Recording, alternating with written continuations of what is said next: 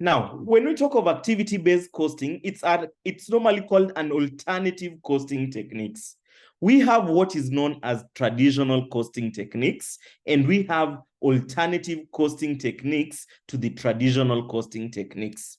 When we talk of traditional costing techniques, in this case, we have absorption costing and maybe marginal costing.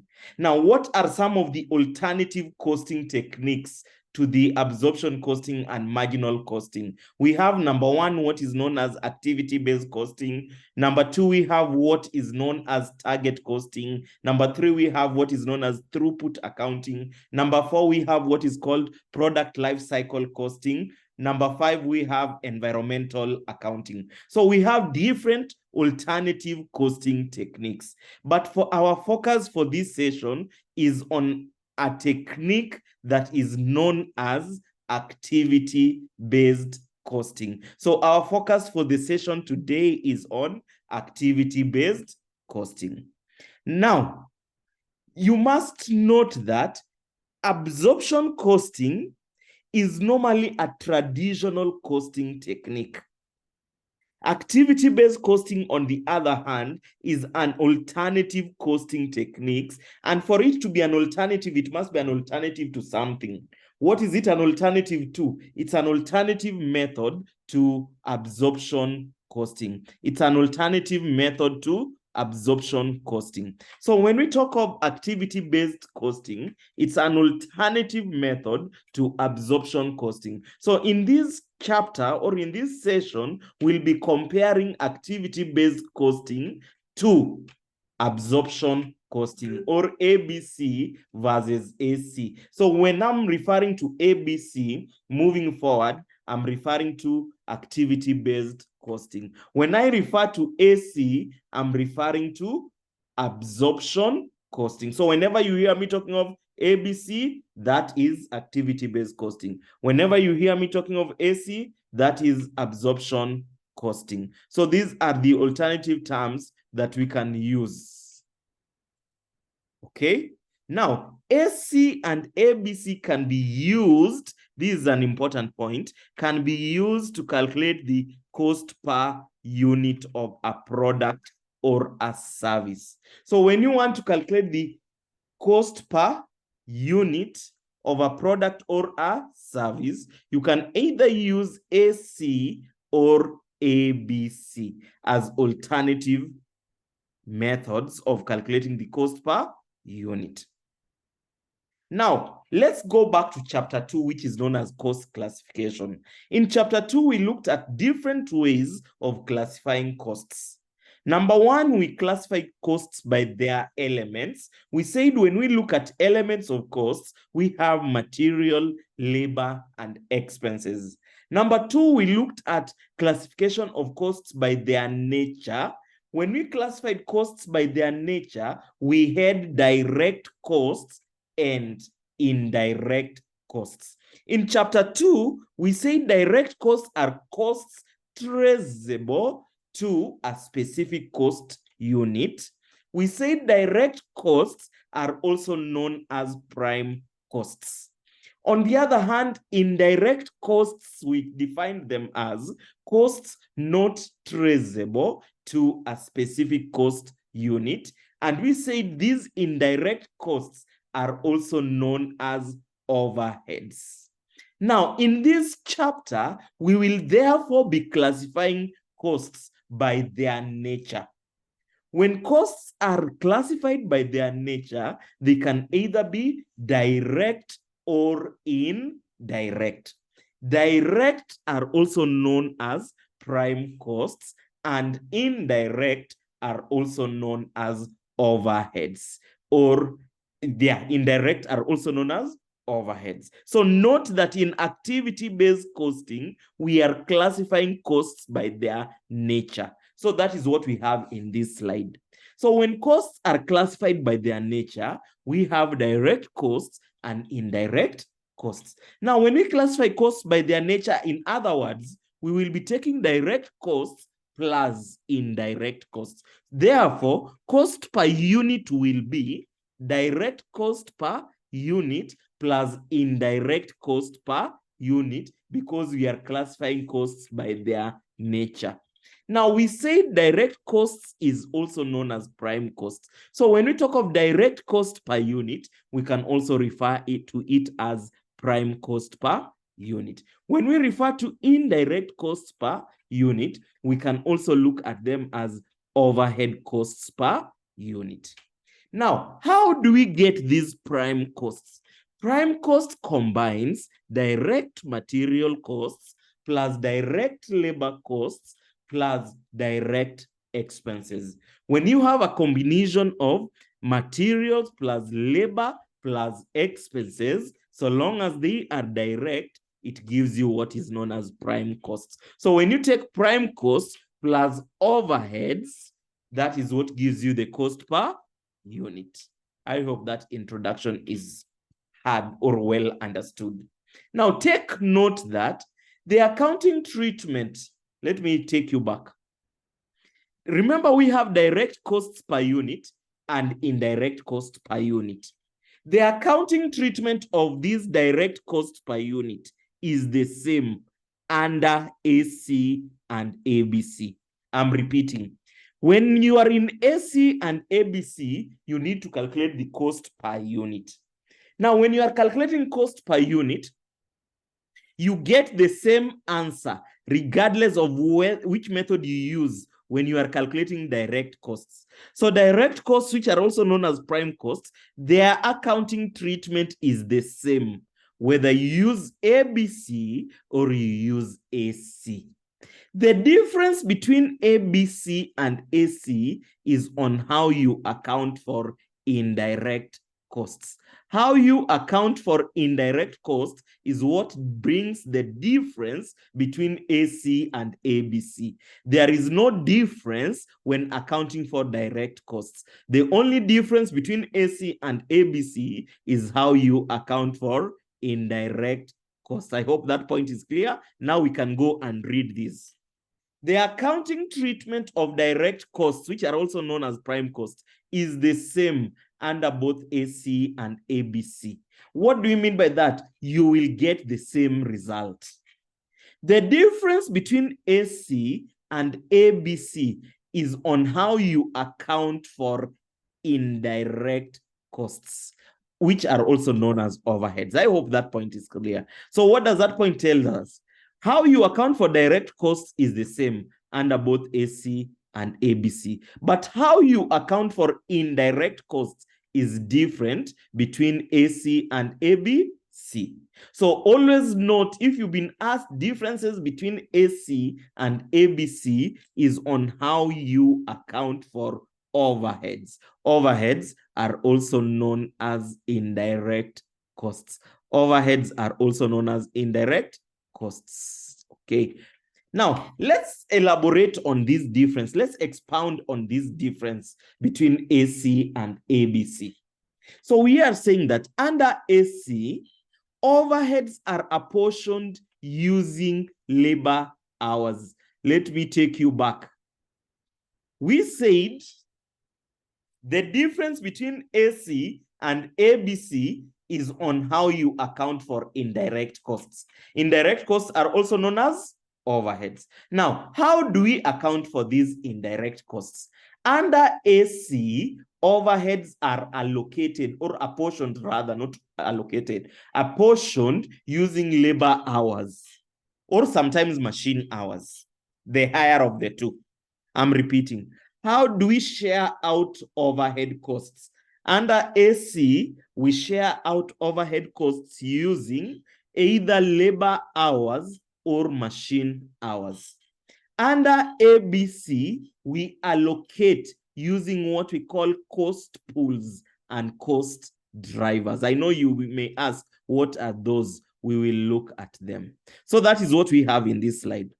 Under AC, overheads are apportioned either using labor hours or machine hours. So for example, if you have 10,000 labor hours and you have 8,000 machine hours, you choose the higher of the two. So if labor hours are more than machine hours, you use labor hours. If machine hours are more than labor hours, you use machine hours. However, if you have been told to use labor hours, use labor hours, even if it is small. If you have been told to use machine hours, use what you have been told. If you have not been told, what to use is when you choose the higher of the two. But if you have been told how to share the overhead costs, use what you have been told. Point number 2, ABC overheads are apportioned using cost pools and cost drivers. So when you are apportioning overheads under ABC, you look for what is called cost pool and you look for cost driver. Now, what is a cost pool? A cost pool is an activity that consumes resources. A cost pool is an activity that consumes resources. For example, you may have overhead costs of 10 million in your company. If your overhead costs in your company are 10 million, these activities that sum up to 10 million is what we call cost pools. For example, out of the 10 million, there can be a cost pool known as rent. There can be a cost pool known as machine setup costs. There can be a cost pool known as procurement costs. There can be a cost pool known as material handling costs. These activities that consumes resources are what are known as cost pools. Now, on the other hand, cost driver is the basis of apportionment of cost pool. Basis of apportionment of cost pool, in other words, is a unit of activity that consumes resources. For example, if cost pool is rent, the best way to share rent is depending on area. So we can say that area is the cost driver of rent. Rent being the cost pool, area being the cost driver. Let's look at examples. So I have here cost pools as a column and also cost drivers as another column.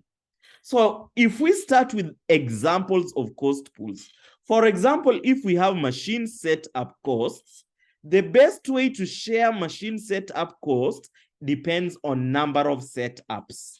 So if one department has got more setups, it will have more setup costs. If another department has got few setups, it will have fewer setup costs. Another cost pool can be purchasing costs. How can we share purchasing costs? Depending on number of purchase orders. Number of purchase orders. Maybe another cost pool can be quality control costs. How best can we share quality control costs? Depending on number of inspections. Depending on number of inspections.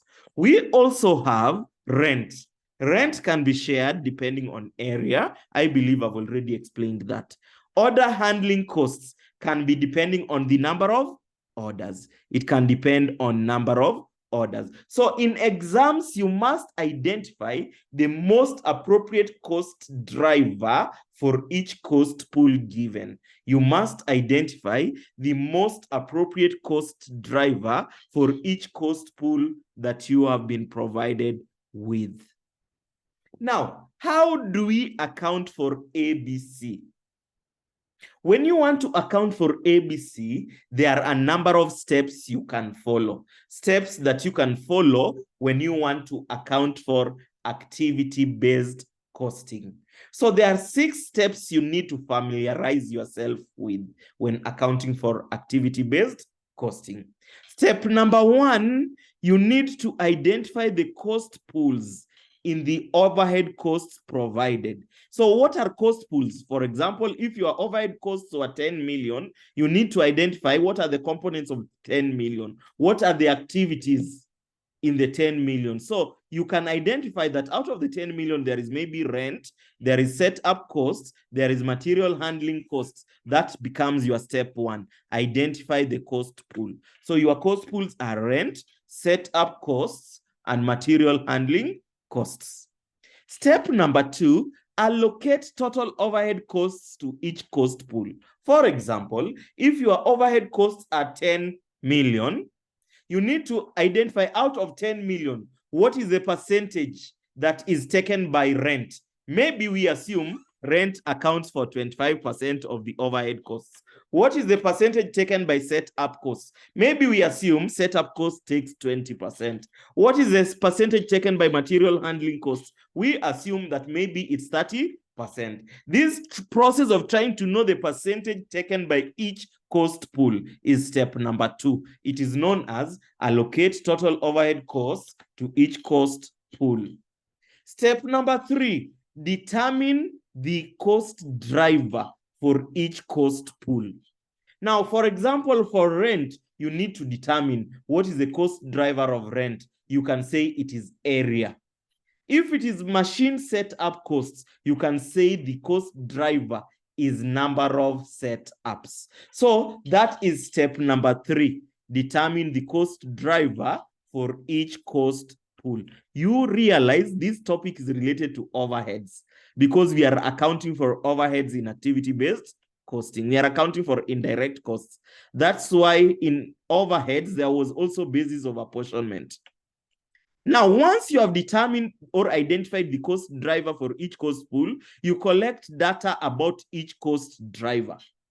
How do you collect data about each cost driver? In this case, in about each, you find out what is the space, what is the area occupied by each department if you are looking at rent. If you are looking at setup costs, what are the number of setups in maybe each department? That is to collect data about each cost driver. That means how many setups do we have in each department? Step number 5, calculate the total overhead cost for each department. Calculate the total overhead costs for each department. And finally, calculate the overhead cost per unit for each department. Calculate the overhead cost per unit for each department. Calculate the overhead cost per unit for each department. So that is the steps in accounting for overheads. How do we account for overheads? Those are the steps that we follow when you want to account for overheads. Now, we have a number of examples, maybe one example, and then the others I'll give you as an assignment. So we have examples that we'll be looking at. I've picked one example from your notes, and then I've also given you some 2 other examples that we'll be looking at in activity-based costing. So let's read this example, and then we'll go and solve it in Excel. So the question reads, X Limited makes 2 types of high-quality products. X Limited makes 2 types of high-quality products. One product is called the light, and the other product is called the heavy, L and H. Details of the 2 products are as follows, product L and product H. Remember, what is our objective? Our objective is to calculate cost per unit. Our objective is to find the cost per unit using either AC or ABC. The objective is to find cost per unit. So budgeted production volume is 10,000 and 5,000. Direct material cost per unit, 8 and 16. Direct labor hours, not these hours, not cost. Direct labor hours per unit is given. Machine hours per unit is given. Additional information. Direct labor costs $8 per hour, and labor hours for the period are budgeted at 20,000. Machine hours for the period are budgeted at 25,000. Production overheads are estimated as 260,000. An analysis of the production overhead establishes that these costs arises in relation to 4 activities in the following proportions and has the following associated volumes.